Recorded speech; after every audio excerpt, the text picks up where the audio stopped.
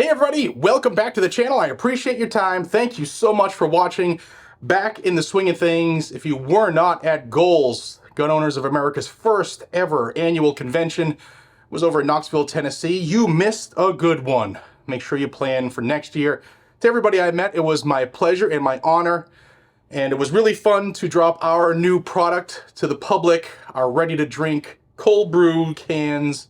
This is the blueberry. We also do a cold brew latte, and the response from y'all was amazing. Thank you.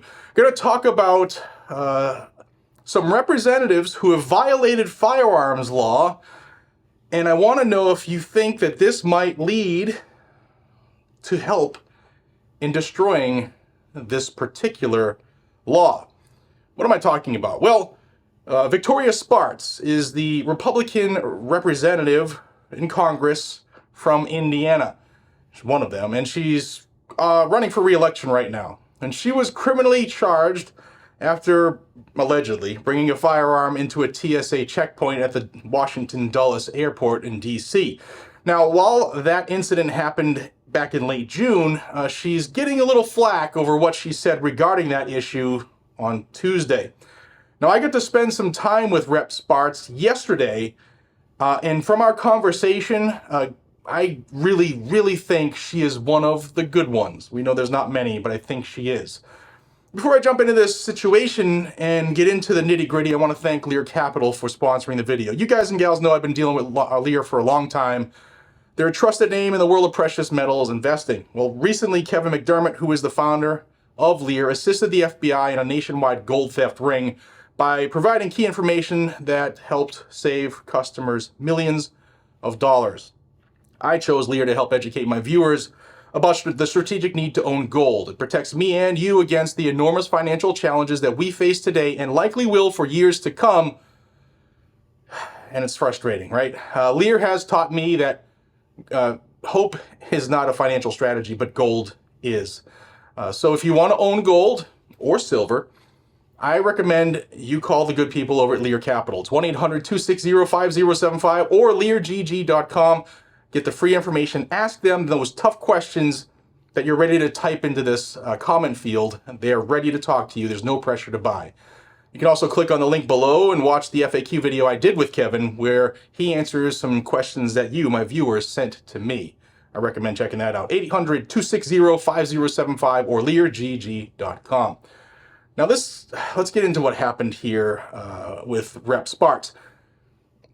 She was charged, like I said, on Friday, June 28th, with a weapons violation at the Dulles International Airport. And TSA officials discovered this .380 caliber firearm, Kel-Tec, in her carry-on luggage during a security screening. The firearm was unloaded. She did not have any magazines or ammunition, and the airport authorities took possession of the weapon. She was charged under Virginia gun laws, specifically 18.2-287.01, which prohibits carrying of any firearm or weapon inside an airport terminal. Now, the charge is classified as a Class 1 misdemeanor, which can result in up to a year in jail and a fine of $2,500. Now, Spartz issued a statement explaining that she accidentally carried the empty handgun in her suitcase with no magazines or bullets, and she didn't realize that it was in a pocket of her suitcase while going through the security checkpoint at Dulles. She was issued a citation and continued on her international flight to her meeting in Europe.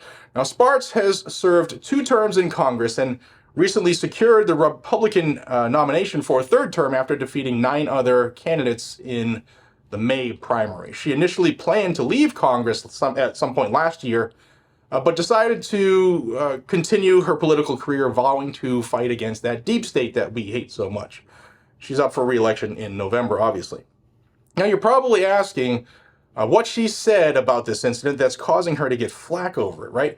We probably see eye to eye in this one, that having a gun anywhere in our country that is covered by the United States Constitution, and that is everywhere, that our rights exist everywhere, including the one right that most people on the left hate the most, and that is our right to keep and bear arms. At least that's what I think, right? That's what the Constitution says, and that's exactly what it means. Now, on Tuesday, she had a town hall meeting where she said this, quote, Congress people should probably be allowed to carry a gun anywhere, especially in Virginia. She added, criminal activity is bad in Washington, and there is no security for Congress people. Now, some people are upset about that, and on its face value, yes, I agree. It's not just Congress people, it's all of us. We, the people, should be able to carry everywhere to keep ourselves safe because crime is terrible. But there are other reasons why people can carry firearms as well. Now, she's not the first member of Congress to have a gun in her bags as they went through the TSA checkpoint. In fact, former North Carolina Congressman Madison Cawthorn did it twice. In July of 2021, he had a 9mm Glock in his carry-on bag, the same bag that he says he also uses as a range bag. Now, that happened at the Asheville Regional Airport, literally just over the mountain outside of my house, not far away from here. And he was not charged in that incident and eventually got the Glock back. Well, he did it again in April of 2022. This time he had his loaded Staccato C2 in his carry-on bag at the Charlotte Douglas International Airport, which is about a 37-minute flight from here.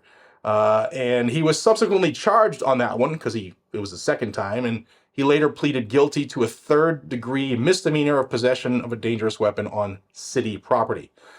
Now, as for Representative Sparks' comments regarding her incident at the Dulles Airport, members of Congress are able to obtain non-resident carry permits in Washington, D.C., and they can also lawfully carry their firearms in some parts of the U.S. Capitol building, while staffers and visitors cannot.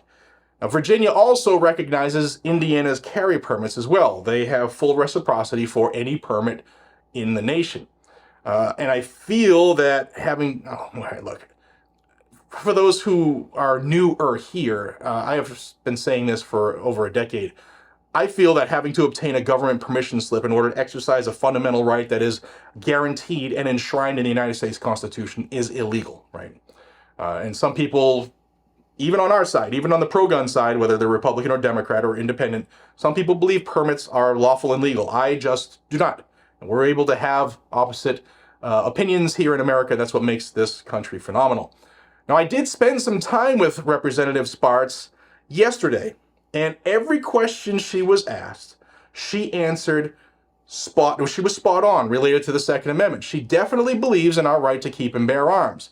Now, she is originally, and I'm not defending her on what she said, and I don't know what was in her mind when she said it, but she is originally from Ukraine, and her English is not her first language. So it is possible, if we just let our anger down, right? Roar, she said, only Congress people, roar. If we let our emotions subside a little bit, now it's possible that her comments regarding Congress members should be able to carry everywhere was in response to that specific incident that pertains specifically to her, and she was responding to that question in that specific incident. Now, again, English isn't her first language, but she is always a great, in fact, a phenomenal voice for the Second Amendment when she is part of hearings in the House Judiciary Committee, right? She knows, she was asked, she knows that we the people should not need to jump through hoops that are placed in our path by anti-gun states or any government, state, local, or federal. And like I said, she's always said the right things. She's always been very powerful when it comes to our right to keep and bear arms. On this, I'm giving her a pass. What say you? Now, I'm going off of my feeling of having her in front of me and answering questions about the Second Amendment. You know, sometimes we pass judgment on people and get caught up in our feels, as they say. But Rep. Sparks, in my observation and covering her live during the hearings in the Senate, the House Judiciary Committee, she's always been solid. In fact, if you go through the comments, she's one of the couple people, including like Jim Jordan and others, who people love. They love when she gets up and eviscerates the anti-gunners. So I think she was just answering that question as it pertains to her. She was asked about Congress members, and I'm giving her a pass. What do you think? What say you? Guys and gals, it was a pleasure meeting y'all. It was by far the busiest show I have ever had, and that is awesome. I got to see so many viewers, and it was even better because it was only an hour and a half from my house in Knoxville, Tennessee. I can't wait for the second annual GOA Goals Convention next year. I'll see you then, hopefully. But you guys and gals know, stay armed. It's your right. When you need to be protecting yourself, a cop is at best about 15 minutes away. Just think of how much evil can be perpetrated in 15 minutes. I'll see you on the next one. Take care.